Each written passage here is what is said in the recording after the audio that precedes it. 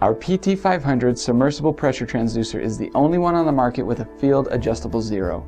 This lets you correct your sensor as it naturally drifts over time. We're going to show you how this is done. We have a small tank with 20 inches of water. At this depth, our output should read 5 milliamps, but you'll notice our sensor is incorrect. So we'll simply pull our sensor out of the tank and use our magnet to adjust the zero back to 4 milliamps. If you hold the magnet near the middle of the sensor, it moves the zero up.